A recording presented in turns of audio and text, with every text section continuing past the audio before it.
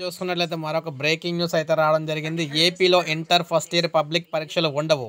Inter board కార్యదర్శి కృతికా శుక్లా సంచలన ప్రకటన అయితే జారీ చేశారు. ఇంటర్ విద్యలో కీలక సంస్కరణలకు ఏపీ ప్రభుత్వం సిద్ధమవుతుంది. దీనికి సంబంధించిన పలు ప్రతిపాదనలు కూడా సిద్ధం చేసినట్టు ఇంటర్ బోర్డు అయితే తెలియజేశారనమాట.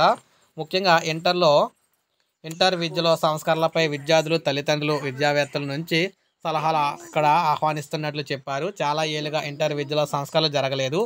జాతీయ కరికులం చట్టాన్ని అనుసరించి సంస్కరణలు చేపడుతున్నాం.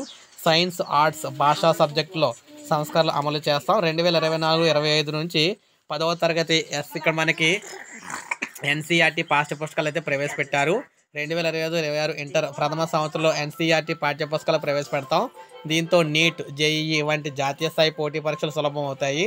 15 రాష్ట్రాల్లో ఎన్సీఆర్టీ పాఠ్యపుస్తకాలను ఇంటర్లో ప్రవేశపెట్టారు. సిలబస్ సంస్కరణలు, నూతన సబ్జెక్ట్ కాంబినేషన్ ప్రతిపాదన కూడా చేస్తున్నాం. పరీక్షల మార్కులు కేటాయింపు విధానంలో సంస్కరణలు అయితే తెస్తాం. ఇందులో భాగంగా ఇంటర్ మొదటి సంవత్సరం పబ్లిక్ పరీక్షలు తొలగిస్తాం. ఆయా కళాశాలలు అంతర్గతంగా ప్రథమ సంవత్సర పరీక్షలు నిర్వహిస్తాయి. సిబిఎస్ఈ విధానంలో ముందుకు వెళ్తాం. ఇంటర్ ద్వితీయ సంవత్సరం పరీక్షలకే బోర్డు నిర్వహిస్తుంది.